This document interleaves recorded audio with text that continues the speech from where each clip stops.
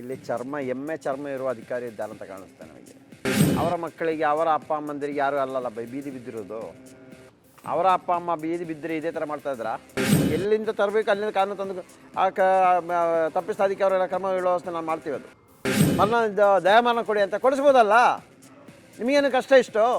ಏನೋ ಮಾನವತೆ ಎಂಬ ನೆಲೆಯಲ್ಲಿ ಯಾರಾದರೂ ಅಧಿಕಾರಿಯವರು ಇದ್ದರೆ, ಯಾರ ತಾಯಿ ಹೊಟ್ಟೆಗೆ ಹುಟ್ಟಿದವರು ಯಾರೋ ಇದ್ದರೆ ಬಂದು ನೋಡಲಿ, ಫಸ್ಟಿಗೆ ಕ್ಲಿಯರ್ ಮಾಡಲಿ. ಇವ್ರನ್ನ ತಂದು ಬೀದಿ ಹಾಕಿದಾರಲ್ಲ, ಇವರ ಶಾಪ ಎಲ್ಲ ತಿಂತಾರೆ ನೋಡಿ, ಬೇಗನೆ ತಿಂತಾರೆ, ಜಾಸ್ತಿ ಟೈಮ್ ಏನು ಬೇಡ.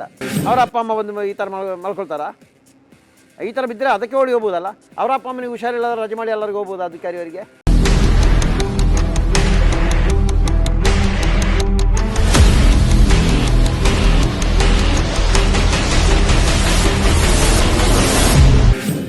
ಹಲೋ ಹಾಯ್ ಎಲ್ರಿಗೂ ನಮಸ್ಕಾರ, welcome back to Janata agent. ಇವತ್ತು ನಾವು AC ಕಚೇರಿಯ ಮುಂಭಾಗದಲ್ಲಿದ್ದೇವೆ. ಸತತ 6 ದಿವಸಗಳಾಯಿತು ವೃದ್ಧ ದಂಪತಿಗಳು ತಮ್ಮ ಆ ಒಂದು ನಿವಾಸವನ್ನು ಧ್ವಂಸಗೊಳಿಸಿದ ಆ ಒಂದು ಪ್ರಕರಣದಲ್ಲಿ ತಪ್ಪಿತಸ್ಥ ಅಧಿಕಾರಿಗಳಿಗೆ ಶಿಕ್ಷೆ ಆಗಬೇಕು ಅಂತ ಕಾಯ್ತಾ ಇದ್ದಾರೆ. ಇದುವರೆಗೂ ಯಾವುದೇ ಪ್ರತಿಕ್ರಿಯೆಗಳು ಬರ್ತಾ ಇಲ್ಲ. AC ಭೇಟಿ ಮಾಡಿದಾಯಿತು. AC ಕೂಡ ಒಂದು ರೀತಿಯಲ್ಲಿ ನೀರಸವಾದಂತಹ ಪ್ರತಿಕ್ರಿಯೆಯನ್ನು ಅವರಿಗೆ ದೊರಕಿದಂತಹ ವಿಚಾರ ಎಲ್ರಿಗೂ ಗೊತ್ತೇ ಇದೆ. ಆ ಒಂದು ವಿಚಾರವನ್ನು ನಿಮ್ಮ ಮುಂದೆ ಕೂಡ ನಾವು ತಂದಿದ್ದೆವು. ಈ ಒಂದು ರಾತ್ರಿಯಲ್ಲೂ ಕೂಡ ಅವರು ಮತ್ತೆ ಧರಣಿ ಕೂತಿದ್ದಾರೆ. 6 ದಿವಸಗಳಾಗ್ತಾ ಬಂತು. ನಾವು ಇವತ್ತಿನ ಆ ಒಂದು ಬೆಳವಣಿಗೆ ಬಗ್ಗೆ ಅವರ ಹತ್ರ ಮಾತಾಡ್ತಾ ಹೋಗೋಣ ಬನ್ನಿ. ಸರ್ ನಮಸ್ಕಾರ. ನಮಸ್ತೆ. ಇವಾಗ ಈ ಒಂದು ಧರಣಿ ಕೂತ್ಕೊಂಡು 6 ದಿವಸ ಆಯಿತು. ನಾವು ನೋಡ್ತಾ ಇದ್ದೇವೆ, ಸ್ನಾನ ಮಾಡಿಲ್ಲ, ಊಟನೂ ಸರಿಯಾದ ಸಮಯಕ್ಕೆ ಸಿಗ್ತಾ ಇಲ್ಲ. ಸೊ ವೃದ್ಧ ದಂಪತಿಗಳು ಆರೋಗ್ಯ ಕೆಡ್ತಾ ಇದೆ. ಸೊ ಏನಾಗ್ತಾ ಇದೆ ಬೆಳವಣಿಗೆ ಅಂತ? ಇಲ್ಲಿ ಎಮ್ಮೆ ಚರ್ಮ ಇರುವ ಅಧಿಕಾರಿ ಇದ್ದಾರೆ ಅಂತ ಕಾಣಿಸ್ತೆ ನಮಗೆ. ಎಮ್ಮೆ ಚರ್ಮ ಗೊತ್ತಾ? ಅದಕ್ಕೆ ಎಷ್ಟು ಬಿದ್ದರೂ, ಏಟು ಬಿದ್ದರೂ, ಏನು ಬಿದ್ದರೂ ನೋವಾಗಲ್ಲ. ಅಂಥ ಚರ್ಮ ಇರುವ ಅಧಿಕಾರಿ ಅಂತ ಕಾಣಿಸ್ತೆ ಎಲ್ಲೆಲ್ಲ ಇರುವಂಥದ್ದು. ಜನಪ್ರತಿನಿಧಿಗಳು ಅಂಥವ್ರಂತೆ ಕಾಣಿಸುತ್ತೆ. ಅವರ ಮಕ್ಕಳಿಗೆ ಅವರ ಅಪ್ಪ ಅಮ್ಮಂದಿರಿಗೆ ಯಾರು ಅಲ್ಲಲ್ಲ ಬೀದಿ ಬಿದ್ದಿರೋದು. ಅವರ ಅಪ್ಪ ಅಮ್ಮ ಬೀದಿ ಬಿದ್ದರೆ ಇದೇ ಥರ ಮಾಡ್ತಾಯಿದ್ರಾ? ಅದು ಫಸ್ಟೇ ಅರ್ಥ ಮಾಡ್ಕೊಳ್ಳಿ. ವೃದ್ಧ ದಂಪತಿಯವರಿಬ್ಬರು ಅಲ್ವಾ, 1 ವರ್ಷದಿಂದ ತಂದು ಬೀದಿ ಹಾಕಿದ್ದಾರೆ. ಯಾರು ಅವ್ರ ಮನೆಗೆ ಹೊಡೆದಾಕ್ಲಿಕ್ಕೆ ಹೇಳಿದ್ರು? ಯಾರು? ಏನು ಅಷ್ಟೊಂದು ಹುಡುಕಲಿಕ್ಕೆ ಏನು ಅಷ್ಟು ಟೈಮ್ ಬೇಕು ಇವರಿಗೆಲ್ಲ? ನಾವು ನೋಡ್ತಾ ಇದ್ದೀವಿ. ಸೋಮವಾರ ದಿನ ಇದೆ, ಆ ನಂತರ ಏನಂತ ನೋಡೋಣ, ಯಾವ ರೀತಿಯಲ್ಲಿ ಹೋರಾಟ ನೋಡೋಣ. ಏನೇ ಇದ್ದರೂ ಕಳಬ ತರಿಸಿದ ಮೇಲೆ FIR ದಾಖಲು ಮಾಡೋದೇ ನಾವು ಬಿಡುವುದೇ ಇಲ್ಲ. ಅದು ಆರಂಭದಲ್ಲಿ ಮೊದಲ ಹಂತದ ಒಂದು ಸತ್ಯ ನೀವು ಮಾಡಿದ್ರಿ ಇಲ್ಲಿ. ಆನಂತರ ಏನೋ ಒಂದು ಅವರು ಈ ಥರ ಮಾಡ್ತೀವಿ 3 ದಿವಸಗಳ ಕಾಲಾವಕಾಶ ಕೇಳಿದರು, ನೀವು ಧರಣಿಯನ್ನು ಹಿಂಪಡೆದು ಹೋದ್ರಿ. ಮತ್ತೆ ನೀವು ಸೋಮವಾರ ದಿವಸ ಆರಂಭ ಮಾಡಿದ್ರಿ ಅಂತ. ಹೌದು. ಸೊ ನಂತರ ಇಲ್ಲಿ AC ಅವರು ಬಂದರು. ಅವರು ಯಾವ ರೀತಿಯಲ್ಲಿ ಭರವಸೆಯನ್ನು ಕೊಟ್ಟರು ಅಂತ?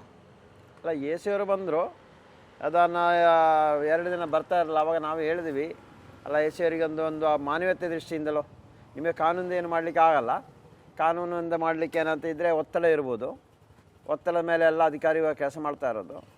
ಆವಾಗ ಅಂಥ ಸಂದರ್ಭದಲ್ಲಿ ಬಂದು ಮಾನವೀಯತೆಯಲ್ಲಿ ಮಾತಾಡಿಸಿ ಆದರೂ ಹೋಗ್ಬೋದಲ್ಲ. ಹೋಗಲಿ, ಅವರು ಎದ್ದೇಳಲ್ಲ, ನ್ಯಾಯಸಿಗೆ ಹೋಗಲ್ಲ ಅಂತಲೇ ಹೇಳಿದ್ದಾರೆ. ಅದು ಮಾತಾಡಿಸಿ ಹೋಗ್ಬೋದಲ್ಲ, ಏನೇ ಇರಲಿ, ಎಷ್ಟೇ ಒತ್ತಡ ಇರಲಿ. ಅದಕ್ಕೆ ಮಾರನೇನ ಬಂದಿದ್ದರು, ಮಾತಾಡಿಸಿ ನಿರಾಶ್ರಿತ ಕೇಂದ್ರಕ್ಕೆ ಕಳಿಸ್ತೀವಿ ಅಂತ. ವೃದ್ಧ ದಂಪತಿಗಳನ್ನು ನಿರಾಶ್ರಯ ಕೇಂದ್ರ ಕಳಿಸ್ಲಿಕ್ಕೆ ನಿಮ್ಮ ಹೋರಾಟಕ್ಕೆ ಬಂದಿರೋದು, ಭಿಕ್ಷೆ ಬೇಡಲಿಕ್ಕೆ ಬಂದಿರೋದಲ್ಲ. ಅಂದರೆ ಮನೆ ಮಠ ಇಲ್ಲ ಅಂದರೆ ಹೌದು, ಭಿಕ್ಷೆ ಬೇಡಲಿಕ್ಕೆ ಬಂದಿರೋದಲ್ಲ. ಇಲ್ಲ ಎಲ್ಲೋ ಭೂ ಕುಸಿತ ಆಗಿ ಬಂದು ಬಿದ್ದಿರೋದಲ್ಲ. ಇಲ್ಲ ಕೊರೋನಾ ಕಾಯಿಲೆಯಿಂದ ಬಂದು ಬಿದ್ದಿರೋದಲ್ಲ. ಎಲ್ಲ ನಾಶ ಆಗಿ ಗೊತ್ತಾಯ್ತಲ್ಲ. ಇದು ಇದ್ದ ಮನೆಯನ್ನು ಕಡಬ ತರಿಸಿದಾರರು ಆಗೋರು ತಂಡದವರು ಯಾರಿಗೋ ಲಾಭಕ್ಕೋಸ್ಕರ ವೃದ್ಧವರ ಮನೆಯನ್ನು ನೆಲಸ ಮಾಡಿರೋದು. ಎಜುಕೇಷನ್ ಎಲ್ಲ ಕೂತಿದಾರಲ್ಲ ಕಡಬದಲ್ಲಿ, ಕಡಬ ತರಿಸಿದಾರರು ವಿದ್ಯಾಭ್ಯಾಸ ಇದ್ದರೆ ಈ ಥರ ಕೆಲಸ ಮಾಡ್ತಾ ಇರಲಿಲ್ಲ. ಸ್ವಲ್ಪ ಆಲೋಚನೆ ಮಾಡ್ತಾಯಿದ್ರು. ಇದು ಯಾವುದೂ ಮಾಡಿಲ್ಲ, ಏಕಾಏಕಿ ಹೋಗಿ ಮನೆ ಹೊಡೆದು ಹಾಕಿದಾರಲ್ಲ. ಇದನ್ನು ತನಿಖೆ ಮಾಡಿ ಕೇಳಿ ಅಂತ ಹೇಳುವ 1 ತಿಂಗಳು ಹೇಳ್ತಾ ಇದ್ದಾರಲ್ಲ. ಇವ್ರಿಗೆ ಏನಂತ ಹೇಳ್ಬೇಕು? ಅದು ಪಬ್ಲಿಕ್ ಹೇಳ್ಬೇಕು, ಇವ್ರಿಗೆ ಏನಂತ ಹೇಳ್ಬೇಕಂತೇಳಿ. ಬೇರೆ ಏನು ಹೇಳಲಿಕ್ಕೆ ಆಗಲ್ಲ. ಇಲ್ಲಿ ನಾಚಿಕೆ ಮಾನ ಮರ್ಯಾದೆ ಏನೋ ಇದೆ ಇವರಿಗೆಲ್ಲ. ಯಾರಿಗಾದ್ರೂ ಇದೆಯಾ? ಒಬ್ಬರಿಗೆ ಮಾತ್ರ ಕೇಳ್ತಲ್ಲ ನಾನು, ಯಾರಿಗಾದ್ರೂ ಇದೆಯಾ? AC ಅವರು ಬಂದು ನಿರಾಶ್ರಿತ ಕೇಂದ್ರ ಕಳಿಸ್ತೀವಿ ಅಂತ ಹೇಳಿ ಇದು ಬೇರೆ ಭಾಷೆಯಲ್ಲಿ ಹೇಳಬೇಕಿತ್ತು, ಹೇಳಲ್ಲ. ಇನ್ನೂ ಕಾಯ್ತಾ ಇದ್ದೀವಿ. ಅಲ್ಲ, ಎಷ್ಟರವರೆಗೆ ನೀವು ಹೋರಾಟವನ್ನು ಮುಂದುವರಿಸ್ತಾ ಹೋಗ್ತೀರಾ? ಇದಕ್ಕೆ ಒಂದು ಲಿಮಿಟ್ ಇದೆಯಾ? ಏನಂತ ನೀವು ತೀರ್ಮಾನ ಮಾಡಿದ್ದೀರಾ ಅಂತ? ಕಾನೂನು ಚೌಕಟ್ಟಲ್ಲಿ ಇವ್ರನ್ನ ನ್ಯಾಯಸ್ಥಿತಿ ನೋಡ್ತೀವಿ, ನಾವು ಮಾಡ್ತೀವಿ. ನಾವು ಅದು ಲಿಮಿಟ್ ಅಂತ ಅಲ್ಲ, ಅದು ಎಲ್ಲಿಂದ ತರಬೇಕು ಅಲ್ಲಿಂದ ಕಾನೂನು ತಂದು ತಪ್ಪಿಸ್ತಾ ಅದಕ್ಕೆ ಅವರೆಲ್ಲ ಕ್ರಮ ವ್ಯವಸ್ಥೆ ನಾವು ಮಾಡ್ತೀವಿ. ಅದು ನಮಗೆ ಒಂದು ತಾಳ್ಮೆ ಅಂತ ಇದೆ, ಗೊತ್ತಾಯ್ತಲ್ಲ. ಅಂದರೆ ಒಂದು ವಿಷಯ ಅಲ್ಲ, ಅವರೇ ಕೇಳ್ತಾ ಇದ್ದಾರಲ್ಲ, ದಯಾಮರಣ ಕೊಡಿ ಅಂತ ಕೊಡಿಸ್ಬೋದಲ್ಲ. ನಿಮಗೇನು ಕಷ್ಟ ಇಷ್ಟು? ಸರ್ವೆ ನಂಬರ್ 123ರಲ್ಲಿ 3000 ಎಕರೆ ಭೂಮಿ ಇದೆ. ಅದರಲ್ಲಿ ಏನೋ ಒಂದು ಆದೇಶ ತಂದಿದ್ದಾರಲ್ಲ, ಯಾವ ಮನೆ ಅಂತ ತಂದಿದ್ದಾರಾ, ಯಾವ ಸರ್ವೆ ನಂಬರ್ ತಂದಿದ್ದಾರಾ, ಇಲ್ಲ ಪೋಡಿಯಾನ ಮಾಡಿದಾರಾ, ಇಲ್ಲ ಲೊಕೇಶನ್ ಸರ್ವೆ ಮಾಡಿದಾರಾ? ಏಕೈಕಿ ಬಂದು ಯಾರ ಮನೆ ಬೇಕಾದ್ರೆ ಹೊಡೆದಾಕ್ಬೋದಲ್ಲ. ಅದೇ ನಿಮ್ಮ ಮನೆ ಹೊಡೆದಾಕಿದರೆ, ಅದೇ ಅವರ ಮನೆಯೆಲ್ಲ ಹೊಡೆದಾಕಿದ್ರೆ ಹೆಂಗಿರ್ಬೋದಿತ್ತು? ಇದು ಕೇಳೋರು ಯಾರಿಲ್ಲ, ಏನು ಬೇಕಾದ್ರೂ ಮಾಡ್ಬೋದು. ಇವಾಗ ಗೊತ್ತಾಯ್ತಲ್ಲ ಕಾನೂನು ಏನಿದೆ, ಯಾವ ರೀತಿಯಲ್ಲಿ ಇದರಲ್ಲೂ ಗೊತ್ತಾಗುತ್ತೆ. ಎಲ್ಲೂ ನ್ಯಾಯ ಕೇಳೋ ಅವಶ್ಯಕತೆ ಇಲ್ಲ. ಅಂದರೆ ಇಲ್ಲಿ ಒಂದು ಬಡ ಕುಟುಂಬ ಇಲ್ಲಿ ಧರಣಿ ಸತ್ಯಾಗ್ರಹ ಮಾಡ್ತಾ ಇದ್ರೆ, ಆದರೂ ಕೂಡ ಈ ಭಾಗಕ್ಕೆ ಒಂದು ತಿರುಗಿ ನೋಡ್ತಾ ಇಲ್ಲ ಅಂದರೆ ಒಂದು ರೀತಿಯಲ್ಲಿ ಅಧಿಕಾರಿಗೆ ಎಷ್ಟು ಅಸಡ್ಡೆ ಭಾವನೆ ತೋರ್ತಾ ಇದ್ದಾರೆ ಅಂತ. ಅದೇ ಇವರಂದರೆ ಬಾಂಗ್ಲಾದೇಶದಿಂದ ಬಂದಿರುತ್ತಾನೆ, ಅದೇ ಆಗಿರ್ಬೋದು.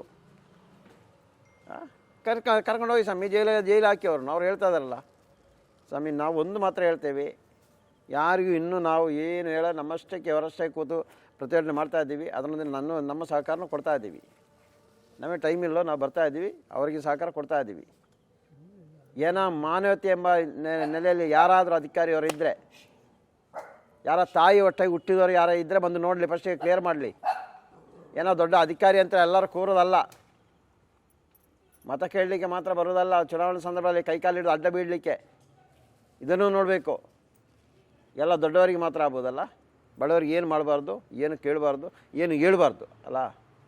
ಇವರ ವಿರುದ್ಧ ಏನು ಮಾತಾಡಬಾರ್ದು. ಮಾತಾಡಿದರೆ ಸುಮೋಟೋ ಕೇಸು ಹಾಕಿ ಹೆಂಗೋ ಕೋರ್ಟ್ಗೆ ಅಲಿಸಲಿಕ್ಕೆ ಮಾತ್ರ ಇವ್ರಿಗೆ ಗೊತ್ತು, ಬೇರೆ ಯಾವುದೂ ಗೊತ್ತಿಲ್ಲ ಇವರಿಗೆಲ್ಲ. ಇಶ್ಯೂ ಬಂತಲ್ಲ, ಇಲ್ಲಿ ಧರಣಿ ಕೂತ್ರೆ FIR ಮಾಡ್ತೀವಿ, ಮಾಡಲಿ ಸ್ವಾಮಿ. ಆಮೇಲೆ ಏನಾಯ್ತದು? ಇನ್ನೂ ಬಂದಿಲ್ಲ. ಇನ್ನೂ ಏನೋ ಇದು ಮಾಡಲಿಕ್ಕೆ FIR ಮಾಡಲಿಕ್ಕೆ ಯಾರು ಏನೋ ಸ್ವಲ್ಪ ಪೊಲೀಸರು ಸ್ವಲ್ಪ ಮಾನವತೆಯಿಂದ ವರ್ತನೆ ಮಾಡ್ತಾ ಇದ್ದಾರೆ. ಏನೋ ಇಲ್ಲಿಂದ ಲೆಟ್ರ್ ಕೊಟ್ಟಿದ್ದಾರೆ, ಕರ್ತವ್ಯಕ್ಕೆ ಅಡ್ಡಿ ಅಂತೇಳಿ.